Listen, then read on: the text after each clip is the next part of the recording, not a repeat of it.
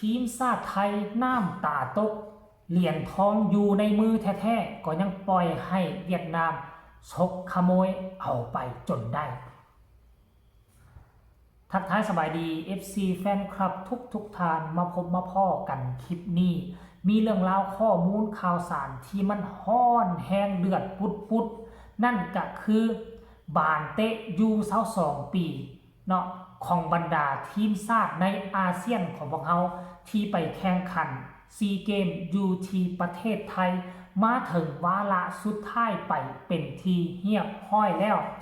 ซึ่งมือนี้เป็นมือชิงชนะเลิศเนาะก็จะมีทั้งฟิลิปปินส์พบกับมาเลเซียเนาะชิงอันดับ3แล้วก็เจ้าภาพไทยก็มาชิงอันดับ1อันดับ2กับประเทศเวียดนามท่านผู้ชม FC แฟนคลับมันเกิดอีหยังขึ้นทั้งที่ไทยมีโอกาสที่จะได้คั่วเหรียญคำหรือว่าเหรียญทองในภาษาไทยบ้านเฮาเอิ้นว่าเหรียญคำจะได้มาครอบครองแล้วเพราะว่ารูปแบบเกมการเล่นแท็กติกตัวต่อตัวนี่ยอมรับว่าประเทศในอาเซียนนี่นะอยู่ในอาเซียน11ประเทศนี่คือต้องยกให้ไทยเป็นหนึ่งเรื่องแท็กติกเฉพาะตัวของนักเตะแต่ว่าสิ่งที่เวียดนามมีไทยบ่มีนั่นก็คือพละกำลังความอึดความทนทีมชาติเวียดนามโดนหรือว่าถือทีมชาติไทยนำตั้งแต่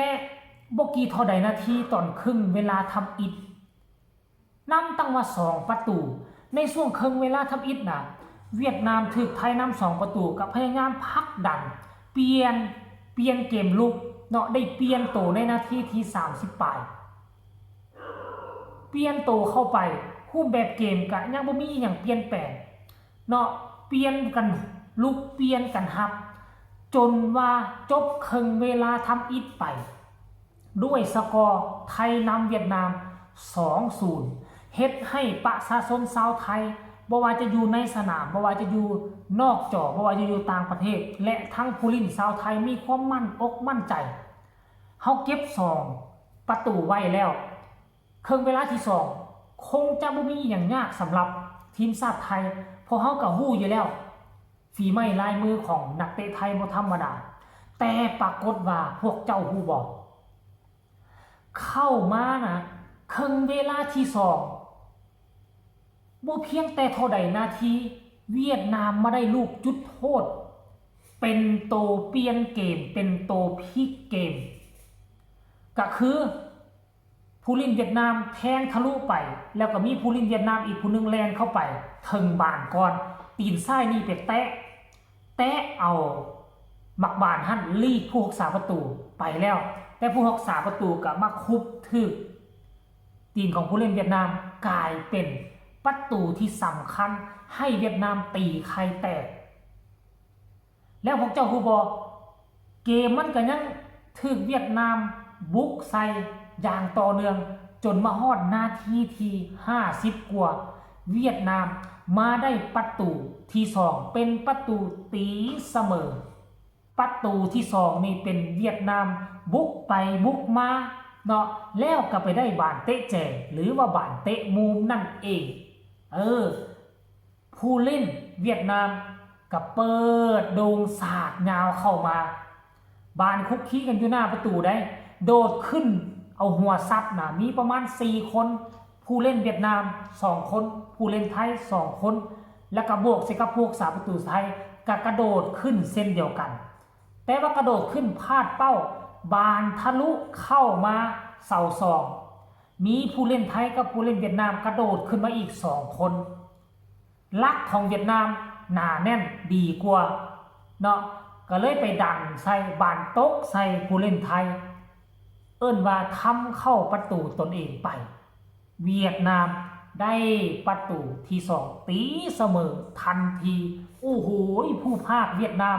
ห้องจนไม้สิขาดพุ่นแหละเสียงกองเชียร์เวียดนามมีน้อยกว่าไทยประมาณ1/4แต่ว่าเสียงดังกระหึ่มคับสนามของประเทศไทยโอ้โหท่านผู้ชมแล้วหลังจากนั้นจบ90นาทีบ่มีอย่างเกิดขึ้นต่างฝ่ายต่างบ่สามารถยิงประตูอีกฝ่ายได้ ต้องได้ต่อเวลาตัวบัดเนี่ย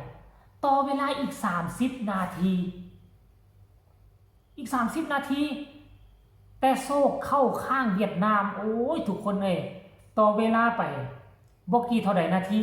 เวียดนามก็มาได้ประตูเนาะมาได้ประตูขึ้นน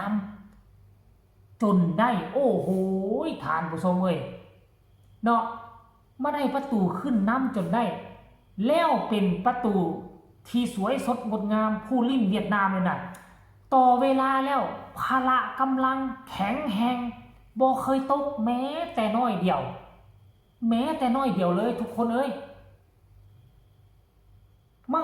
ช่วงต่อเวลาพิเศษนี่คือผู้เล่นของทีมชาติไทยนี่พละกำลังนี่เห็นได้อย่างเด่นชัดเลยก็คืออ่อนเพลียสู้เวียดนามบ่ได้แต่แท็กติกนี่เหนือกว่าเวียดนามยอมรับในที่สุดเวียดนามก็ต่อบานกันจากแดนกลางทะลุขึ้นไปปีกซ้ายแล้วก็เจาะเข้าไปให้ผู้เล่นเวียดนามเพียงแต่ประมาณ2คนแต่ถือทีมชาติไทยอ้อมล้อมไว้ประมาณ4คนพลิกล็อกลบแล้วก็ยิงเข้าไปติดเซฟก่อนจังหวะ1ติดเซฟจังหวะที่2มีผู้เล่นเวียดนามอยู่ทางด้านหลังลอดออกมาได้ก็เลยซัดเข้าไปเน้นๆพวก3ประตูก็กระโดดเข้ามาขวางแล้วแต่มันบ่ทันบ่อนมันแห้งเกินไป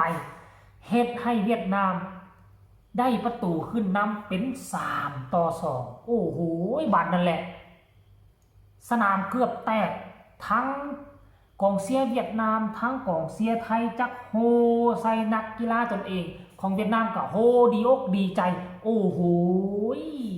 บาดนี้ความทุกข์ยากลำบากตกไปเป็นผู้เล่นของไฟไทยได้ของทีมชาติไทยบาดเนี่ยไทยก็พยายามบุกเต็มที่แล้วบ่เนี่ยบุกกระนำแต่มันก็บ่สามารถทำประตูได้หลังจากเวียดนามได้ประตูที่3ก็แดนหลังก็เริ่มแพ็กกันหนาแน่นขึ้นจนว่าทีมชาติไทยบ่มีโอกาสที่จะเจาะเข้าไปได้เลยท่านผู้ชม FC แฟนคลับเนาะจนไทยกับบุกไปบุกมาท่านผู้ชมนาทีสุดท้ายนี่แหละไทยบุกหนักเกือบได้โอกาสหลายครั้งหลายคราวผู้รักษาประตูก็แลนขึ้นไปช่วยได้บ่เนี่ยเบิ่งไปเบิ่งมาแล้วค่อยย่านประวัติศาสตร์ซ้ำห้อยตอนนี้ยังก็ตอนชิงแชมป์อาเซียนสุดแล้วนะ ที่เวียดนามอัดเข้าไปคาบ้านโอ้ยบ่คิดบ่ฝันในที่สุด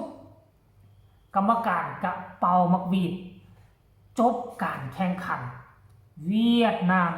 เจ้าอาเซียนก็คือเจ้าอาเซียนคือเก่าทางด้านฟุตบอล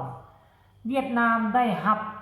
เหรียญคำเนาะในกีฬาซีเกมบานเตะอยู่22ปีของทีมชาติอาเซียนของพวกเราไปครอบครองท่านผู้ชม FC แฟนคลับเหตุการณ์ครั้งนี้มันจะเป็นเหตุการณ์ที่เฮ็ดให้หลายชาติหลายสำนักข่าวจะกล่าวขานกันไปอีกหลายวันหลายเดือนเติมเอาสำหรับคลิปนี้ก็น่าจะฝากฝังเอาไว้ซ้ำนี้ก็แล้วกันฝากทุกคนกดไลค์กดแชร์กดติดตามให้แน่ว่าจะบ่พลาดคลิปดีๆแบบนี้อีกต่อไปขอแสดงความยินดีกับพี่น้องเวียดนามชนะก็เหมือนลาวชนะคันเวียดนามเสียลาวเฮาก็เสียใจเช่นเดียวกันพอกันใหม่ในคลิปหน้าสบายดี